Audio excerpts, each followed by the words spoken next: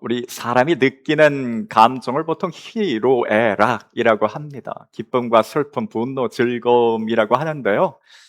이 희로애락 외에 우리 사람이 느끼는 그 감정 가운데 아주 좀 강력한 감정이 있던 바로 두려움입니다. 이 두려움이라는 것이 다른 마음속에 들어오는 모든 감정들을 다 눌러버립니다. 그래서 한번 두려움에 사로잡히고 나면 우리 마음의 감정도 그렇고요, 우리 행동도 그렇고 지극히 좀 제한적으로 사람이 좀 바뀌게 됩니다. 그 멀쩡했던 분들이 어느덧 참 그 방안을 참 나가기도 힘든 정도의 그런 삶으로 순식간에 바뀌어서 사는 분들을 우리가 보기도 합니다. 두려움이라는 것이 그렇습니다. 근데 이 두려움이 그 상태로 그냥 그렇게 좀 사람 안에 생겼다 그냥 그렇게 지나가는 것이 아니라 두려움이 점점 커지는 것을 그걸 불안장애라고 하더라고요. 이 불안장애는 그냥 좀 누군가 갖고 있는 걱정과 염려, 그냥 그걸 좀 많이 하는 그 정도가 아니라 이 두려움이 점점 커져서 그 마음 자체를 좀 삼켜버리고 삶의 일상적인 정상적인 생활을 하지 못하는 경우까지 끌고 가는 것을 그 불안장애라고 합니다. 이게 어떻게 보면 우리 일상 가운데 이 두려움이라는 것은, 불안이라는 것은 누구나 다 겪을 수 있는 일반적인 감정이기도 합니다. 어렸을 때, 학생 때에는 뭐 큰 시험을 앞두고, 뭐 이후에 취업할 때 면접을 또 앞두거나, 또 나이가 들어서는 건강검진의 어떤 결과를 두고서 마음속에 그런 염려, 불안, 두려움 등을 느낄 수가 있습니다. 근데 실제로 일어난 일보다 훨씬 더 그것을 크게 여기고 두려워하고 불안해 하는 것을 그걸 불안장애라고 합니다. 그게 이제 세계보건기구에서요, 이 불안장애를 겪고 있는 그 검색을 해보니까 대략 3억 5천만 명 정도가 이제 불안장애를 겪고 있다고 그렇게 나오더라고요. 근데 그게 의사를 통해서 검증된 결과 정도가 그 정도일 테고요. 아마 실제로는 그보다 훨씬 더 많은 사람들이 불안장애를 겪고 있을 것입니다. 성경에도 그 불안장애를 겪고 있는 그 사람들의 그 전형적인 모습들이 나오는 그런 경우들이 있습니다. 그 첫 번째 사람이었던 아담이 하나님의 말씀을 떠나서, 하나님 말씀을 어기면서 선악과를 먹고 난 그 이후의 상황인데요. 우리 한번 창세기 3장을 같이 한번 보면, 아담과 그의 아내가 여호와 하나님의 낯을 피하여 동산 나무 사이에 숨은지라라고 했습니다. 보통 아담과 하와는 그렇지 않았어요. 하나님께서 주신 명령에 따라서 어디든지 이 세상을 정복하고 다스리라는 그 말씀대로 어디든지 다니는데 문제가 없던 사람들이었는데, 지금 나무 사이에 골방 가운데 숨어 있습니다. 그때 하나님께서 아담을 부르시는데, 여호와 하나님이 아담을 부르시며 그에게 이르시되 내가 어디 있느냐라고 했을 때 이르되 내가 동산에서 하나님의 소리를 듣고 내가 벗었으므로 두려워하여 숨었다라고 했습니다. 두려움이, 사람 가운데 두려움이 찾아오니 정상적인 삶의 영역이 극히 좁아졌어요. 골방 가운데로 들어갔습니다. 나무 사이에 숨게 되었어요. 우리가 참 잘 아는 엘리야도 동일한 상황을 겪었습니다. 엘리야 하면 왕 앞에서도, 그 악한 왕 아합 앞에서도 할 말을 당당히 다 할 수 있는 사람이었어요. 하나님의 이름으로 왕도 책망할 수 있는 사람이 엘리야였습니다. 그런데 그런 엘리야가 지속적인 그 왕비 이세벨의 지속적인 살해 위협을 받았을 때 그에게도 어느 순간 두려움이 찾아왔습니다. 그 두려움 가운데 있는 엘리야의 모습도 비슷했어요.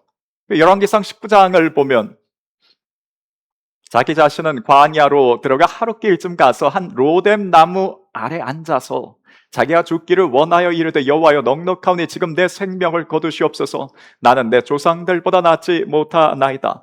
엘리야도 동일했습니다. 나무 아래로 들어갔어요. 골방 속으로 들어가서 거기서 나오지를 못합니다. 일상적인 정상적인 생활을 하지 못하는 가운데 있어요. 이전에 아담이라면 하나님의 말씀대로 동산 곳곳을, 세상 곳곳을 다니면서 동식물의 이름까지 칭하면서 붙이고 다녔던, 움직였던 것이 아담과 하와였습니다. 그런데 이후에 두려움이 그 삶 가운데, 마음 가운데 임했을 때는 동산 나무 아래 숨어서 지냈고 엘리야도 마찬가지였어요. 그 골방을 떠나지를 못합니다. 이 모습이 요즘 보고 있는 아브라함에게도 나타났습니다. 아브라함도 그랬습니다. 아브라함이 두려움이 없었을 때에는 하나님께서 주시는 말씀대로 어디든지 밖을 향해서 나아갈 수 있는 그 활력이 있는 사람이었어요. 지시하는 그 곳곳마다 자기의 아내를 데리고 조카 롯을 데리고 어디든지 다녔던 사람이 아브라함이었습니다. 중간에 하란에서 자기 아버지가 멈췄을 때도 다 사람들 또 이끌고 가족들을 이끌고 나아갔던 사람이 아브라함이었어요. 근데 그런 아브라함에게도 두려움이 찾아왔습니다. 기근이라는 두려움이 찾아왔을 때에 그가 애굽 땅으로 내려가면서 아내에게 했던 말이 나는 이대로 우리가 부부 사이 지간으로 우리가 애굽 땅에 내려가면 나는 죽을 것이라고, 이제부터 나는 오빠가 그대는 동생이 돼야 한다는 말이었습니다. 그 이후로부터 그 가정생활이 정상적으로 될 수 있었겠는가라는 것입니다. 혹여라도 당신이 밖에 나가서 나를 부를 때에 남편이라고 부르든지 우리 사이를 누군가 의심한다면 꼼짝없이 나는 죽고 말 것이고 우리 가정은 그렇게 끝장이 날 것이라고, 그게 아브라함의 마음이었을 거예요. 아마 좀처럼 밖으로 나가서 정상적인 활동을 하지 못했을 것이 이 아브라함과 그 두려움 가운데 있는 사라의 가정이었을 것입니다. 두려움이라는 것이 그렇습니다. 아브라함도 그렇고 엘리야도 그렇고요. 우리 모두가 그렇습니다. 어느 순간 엘리야와 같은 그런 성정을 가진 사람에게도 두려움 사로잡히게 되면 정상적인 일상적인 생활이 하기가 어려워집니다. 그렇다면 누구나가 이 두려운 감정을 일반적으로 가질 수 있는 것이 이 두려움인데, 이 두려운 마음이 들어왔을 때 그것이 우리 가운데 확장되지 않고 장애로 남지 않고 그냥 그대로 그렇게 좀 흘려버릴 수는 없을까? 흘려버릴 수 있습니다. 우리 그리스도인들에게 그게 언제 두려움이라는 것이 우리에게 점점 확장되는가 보면요, 하나님에 대한 믿음이 작아질 때 그렇습니다. 하나님에 대한 믿음이 작아지면 두려움이 커지고요, 반대로 하나님에 대한 믿음이 커지면 두려움이 작아집니다. 그 믿음과 두려움의 관계는 늘 반비례 관계입니다.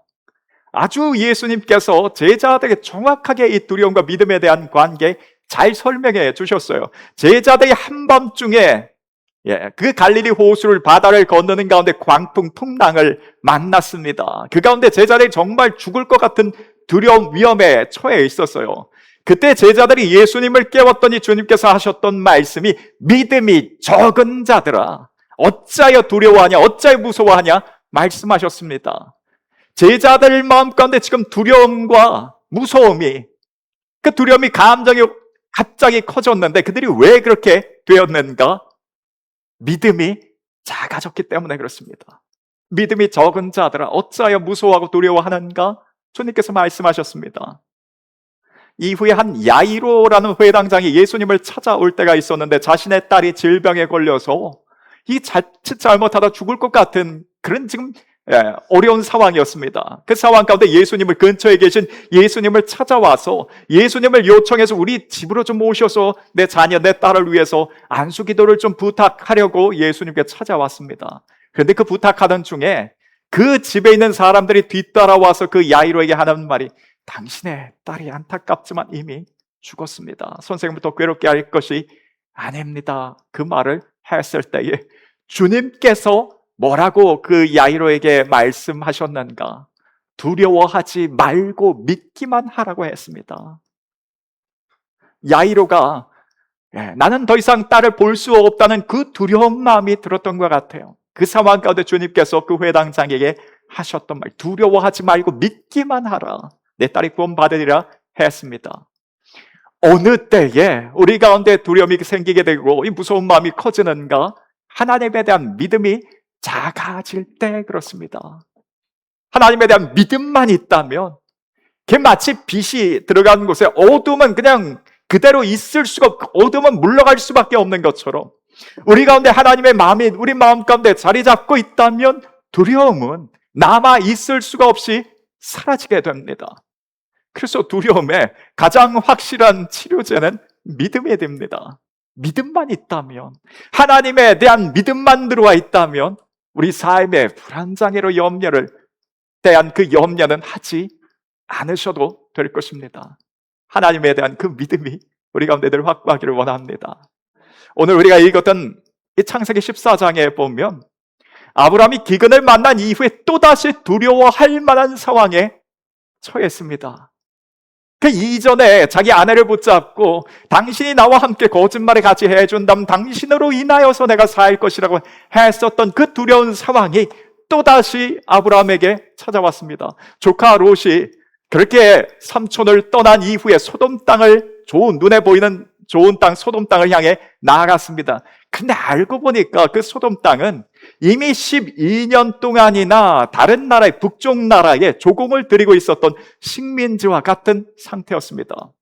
그런데 남쪽 이 소돔 롯이 들어간 이 소돔 나라의 왕이 13년째 됐을 때 마음의 결단을 내렸습니다. 우리가 더 이상 이렇게 살 수는 없다. 지금 북쪽의 4개국 연합이 우리를 지금 이렇게 목을 죄고 있는데 이 남쪽에서도 북쪽보다 한 나라가 더 많은 5개국 연합으로 지금 연맹을 맺었어요.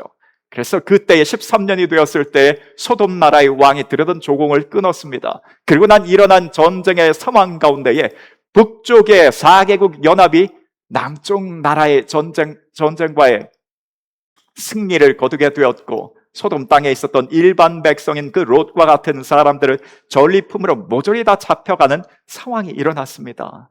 그런데 창세기 14장에 보면 그 가운데 한 사람이 롯 가문에 롯과 함께 잡혀갔었던 그 한 사람이 도망을 쳐 나오면서 아브라함에게 그 소식을 알리게 됩니다. 그 소식을 듣고 난 아브라함이 어떻게 했는가? 집에서 함께 한 남자들 318명을 데리고 전쟁하기 위해서 떠났다는 거예요.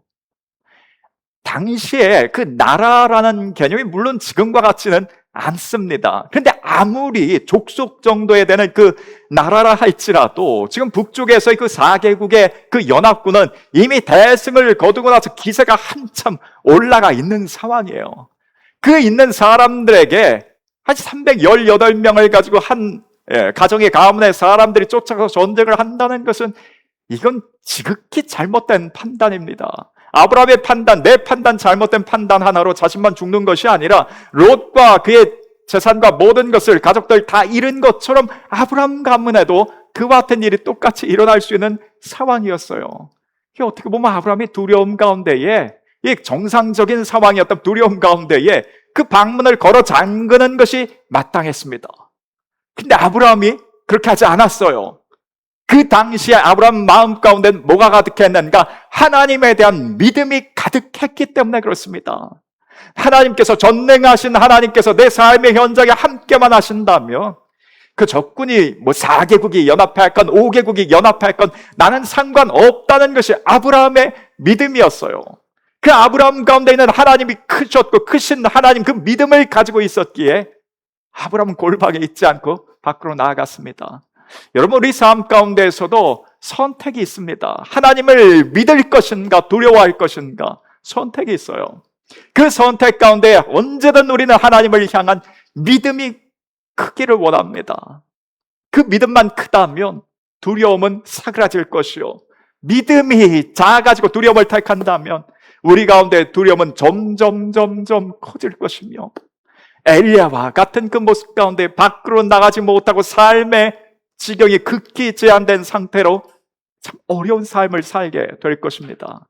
그래서 우리 삶 가운데 그저 빛이 우리 삶에 비춰졌을 때 어둠이 물러가듯 늘 하나님의 마음, 하나님에 대한 믿음이 가득하여서 우리 마음 가운데 있는 두려움과 염려들이 그대로 사라지는 그 삶을 우리가 살기를 원합니다.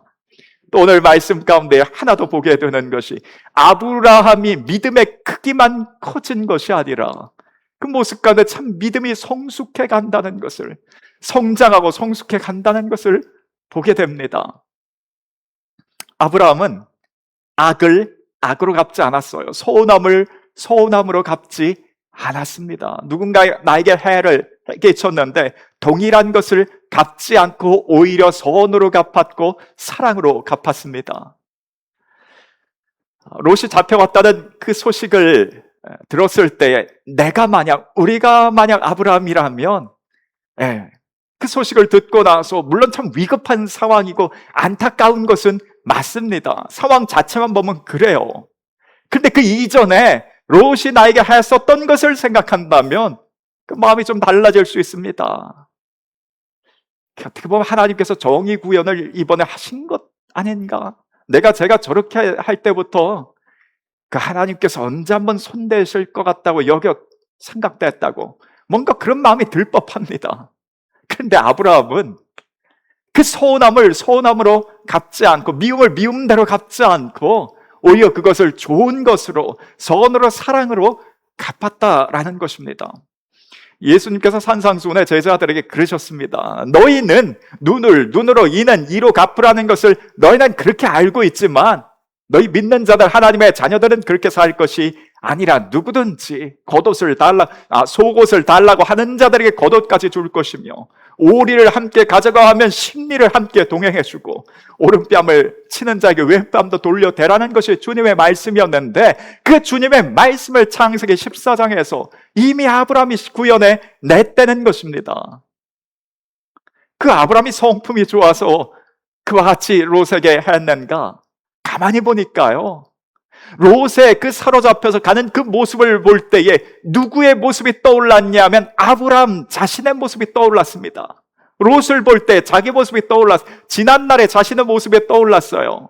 하나님께서 아브라함을 찾아오셨을 때 어떤 모습 가운데 동일하게 아브라함도 여러 우상들을 섬기는 그 가운데 그냥 한 사람이었습니다. 그런데 하나님께서 아브라함을 찾아오셔서 그에게 복을 주시면서 그에게 약속해 주시고 내 후손을 어떻게 해주겠다고 내 이름을 창대케 해주겠다고 좋은 땅을 너와 내 후손에게 영원히 주리라고 축복해 주셨습니다. 그런데 그처럼 은혜를 베풀어 주셨던 그 하나님을 어느 때에는 완전히 은혜를 모른 채 그냥 그렇게 아브라함이 떠나버렸어요. 하나님을 떠나버렸습니다. 약속을 버리고 떠나버렸어요. 그리고 나서 겪었던 것은 롯이 당했던 것처럼 아브라함도 자신의 가족도 소유도 모든 것도 다 잃어버리게 됐습니다. 그 상황 가운데 하나님께서 어떻게 해주셨는가?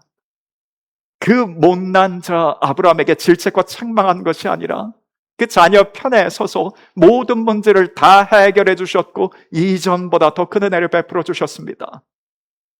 롯을 볼 때에 아브라함 자신의 모습이 떠올랐어요.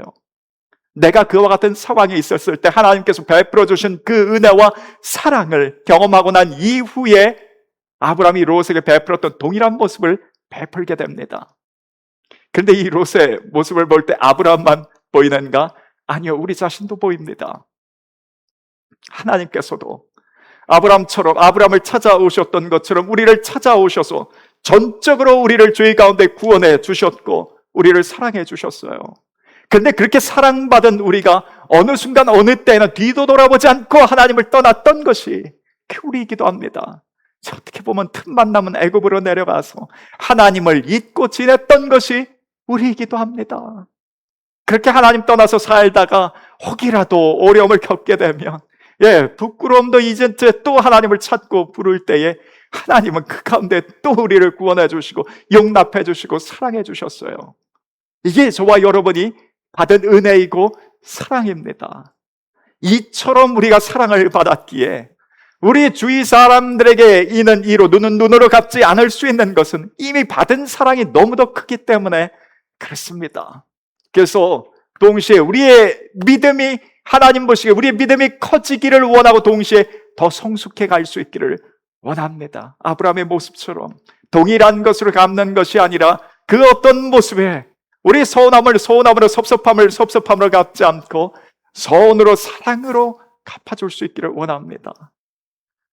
아브라함이 이렇게 했더니요, 하나님께서 이후에 또 어떻게 하셨는가?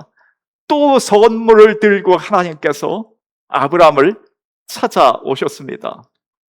아브라함이 이전에 그 관계를 생각지 않고 롯에게 전적으로 하나님에 대한 큰 믿음과 전적으로 하나님을 신뢰하면서요, 그 부족한 그 롯의 모습이라 할지라도 그것을 선으로 사랑으로 되갚았을 때에 하나님께서 아브라함을 찾아오셨는데 그 318명을 데리고 와서 전쟁 이후에 롯의 가문의 모든 사람들, 그 외에 사로잡혔던 모든 사람들과 재산을 다 찾아가지고 돌아옵니다. 그 돌아오는데 누가 마중을 나왔는가 하면요, 오늘 읽은 말씀해 보니까 그 남쪽 나라 5개국 연합 가운데 중심에 있었던 소돔 나라의 왕이 아브라함을 마중 나왔습니다. 그러니까 또한 왕이 찾아왔는데 구약 성경에서 가장 미스터리한 인물로 여겨지는 살렘 왕 멜기세덱이라는 자가 아브라함을 찾아왔습니다. 아브라함을 찾아와서 그에게 포도주와 먹을 것을 주고 아브라함을 축복했는데, 살렘 왕은 평강의 왕이라는 뜻입니다. 이 평강의 왕을 하나님께서 아브라함에게 보내주셨는데 그 의미를 좀 생각해 보면요, 성경 가운데서는 아브람과 그 위에 4개국 연합군 간의 전쟁 고대군 나와 있지는 않습니다. 전쟁의 과정이 나와 있지는 않지만 생각해 보면 아브람은 평소에 무슨 삼손처럼 전쟁을 일삼던 사람이 아니었어요. 그 전쟁터에서 사람을 죽고 죽이는 그 상황들을 모두 경험했던 그 아브람의 몸과 마음이 아마 몹시 지쳤을 법합니다. 네, 그런 아브라함에게 하나님께서 평강의 왕을 보내주셨다라는 것은 아브라함에 걱정하지 마라, 다신 네 삶 가운데에 이와 같은 일은 겪지 않게 될 것이라고 그에게 평강의 왕을 보내준 것이 아닌가 여겨집니다. 이 평강의 왕을 통해서 얻게 된 그 위로는 아브라함에게 굉장히 컸을 거예요. 하나님께서 모든 것을 다 지켜보고 계셨다라는 것입니다. 아브라함이 롯에게 서운함을 서운함으로 갚지 않고 상대방이 나에게 어떻게 했던지 간에 내가 선으로 사랑으로 되갚았을 던 그 모든 것들을 하나님은 지켜보고 계셨고 그에게 오늘도 상을 베풀어 주셨습니다. 우리에게 있는 그 하나님도 멀리 계시지 않다는 것을 우리가 늘 기억할 수 있기를 원합니다. 상대방이 어떻게 했던 간에 우리는 항상 되갚을 수 있는 것은, 누가 오리를 이야기하면 심리를 동행해 줄 수 있는 그 마음에 믿음의 넉넉한 여유와 또 성숙함이 있기를 원합니다. 그때 하나님께서 우리에게 평강의 왕을 보내주실 것입니다. 하나님 우리 주위에서 다 지켜보고 계시다라는 것입니다. 이 평강의 왕 멜기세덱을 향해서 이게 왜 미스터리한 인물이라고 하는가 하면요, 이 멜기세덱이 진짜 사람인지 혹은 천사인지 아니면 구약시대에 등장했었던 예수님인지 성령님인지 사실은 좀 불분명합니다. 분명히 아브람과 함께 전쟁에 참여했던 왕은 아니었어요. 또 이전에 아브람이 개인적으로 알던 사람도 아니었습니다. 그 살렘 왕이라고 해서 뭐 살렘이라는 나라의 왕이 따로 있는가 했는데 보니까 하나님의 제사장이라고 하는 거예요. 이게 누구인가라는 그 물음표가 생길 수밖에 없는데, 이후에 이 멜기세덱에 대해서 히브리서 7장에 보면 좀 부연 설명이 이렇게 나옵니다. 히브리서 7장입니다. 아버지도 없고 어머니도 없고 족보도 없고 시작한 날도 없고 생명의 끝도 없어 하나님의 아들과 닮아서 항상 제사장으로 있다는 거예요. 아버지도 어머니도 족보도 그래서 사람은 아닌 것은 그건 분명합니다. 하나님의 아들과 같아서 항상 제사장으로 존재했다는 거예요. 이게 정확히 누군지는 알 수는 없는데 예수님과 비견될 그런 존재로 등장시켰습니다. 근데 이 멜기세덱에 찾아왔을 때 이 축복을 받고 난 이후에 아브라함이 한 가지 반응을 했는데 그 반응이 무엇인가 하면 이후에 20절에 보면 너희 대적을 내 손에 붙이신 지극히 높으신 하나님을 찬송할지로다. 멜기세덱이 이처럼 이야기를 했습니다. 그랬더니 아브라함이 거기에 대한 화답했던 것이 아브라함이 그 얻은 것에서 10분의 1을 멜기세덱에게 주었더라라는 거예요. 11조라는 그 11조의 개념이 성경에서 가장 처음 등장한 것이 바로 이것이었습니다. 왜 아브라함이 하나님 앞에 이 11조를 드리게 되었는가라고 했을 때에 너희 대적을 내 손에 붙이신 지극히 높으신 하나님을 찬송할지로다 했을 때 거기에 대한 반응을 드린 것이 하나님 앞에 헌금이었습니다. 찬송이, 하나님에 대한 감사와 찬송이 담겨진 것이 우리가 하나님 앞에 드려진 11조를 비롯한 헌금일 것입니다. 좀 안타까운 것은 이제 현대에 와서 아니 뭐 11조라는 그 개념 자체는 지금은 우리가 구약 시대에 살고 있는 것도 아닌데 왜 율법 시대에 드렸던 것을 왜 똑같이 지금도 교회는 이야기하는가 말할 수 있습니다. 그런데 처음 11조라는 그 말씀을 주신 것은 어떻게 보면 구약 시대의 그 율법 가운데에 있기 그 400년 전에 주셨던 것이 11조에 대한 말씀이기도 합니다. 무엇이 담겨져 있는가? 하나님에 대한 찬송과 감사가 담겨진 것이 이것이 헌금이라는 것이에요. 그래서 우리가 뭐 지금 시대 가운데 우리 11조를 드리지 않는다고 해서 지옥에 간다거나 뭐 다른 문제가 생기는 것은 아무것도 없습니다. 근데 하나님 앞에 11조든 헌금이든 거기엔 무엇이 담겨져 있는가? 감사가 담겨져 있고 하나님을 찬송한다는 그 의미가 담겨져 있다는 거예요. 그래서 언제든 하나님 앞에 무엇이든 우리가 드릴 때에 이 마음으로 하나님의, 내가 원래는 그 전쟁 가운데 참여했을 때 하나님, 내가 죽을 수밖에 없는 그 존재였는데 하나님께서 나와 함께 하셨기 때문에 내가 살아 돌아올 수 있었고 이 모든 것을 되찾아올 수 있었습니다. 그 마음에 대한 감사와 찬송으로 드려졌던 것이 헌금이라는 거예요. 그래서 우리 가운데 그 기쁨과 그 감사함으로 찬송으로 우리가 드릴 수 있는 것이 우리 헌금일 수 있기를 원합니다. 끝으로 참 아브라함의 그 성숙한 신앙의 모습이 아주 그냥 정점과 같은 그런 말의 그런 고백이 창세기 14장에 있는데 이후에 23절 말씀 우리 같이 한번 읽겠습니다.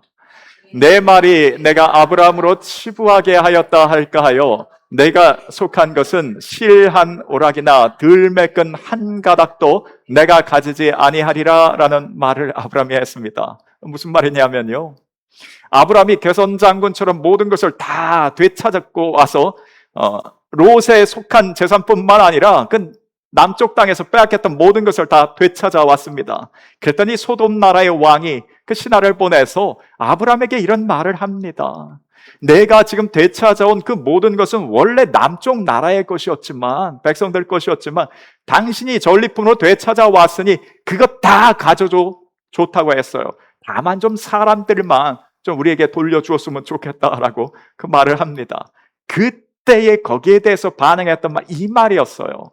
그렇지 않다고, 나는 이것이 필요 없다고 다 돌려줄 테니 받아가라는 거예요. 근데 그 이유가 무엇인가 하면 당신들로 말미암아 내가 치북해 되었다는, 부하게 되었다는, 부유하게 되었다는 그 말을 듣기 싫다는 거예요. 나 아브라함은 사람을 통해서 복을 누리고 사람을 통해서 형통하게 된 자가 아니라 나는 하나님으로 인해서 복을 누리고 하나님으로 인해서 이처럼 풍성함을 누리는 그 말을 듣기를 원하지, 사람으로 인해서 이렇게 되었다는 말 나는 듣기 싫다는 거예요. 치북해 되었다는 그 말 듣기 싫으니 모든 것 다 돌려주겠다. 신발끈 하나조차도 내가 갖지 않고 다 돌려주겠다는 것입니다.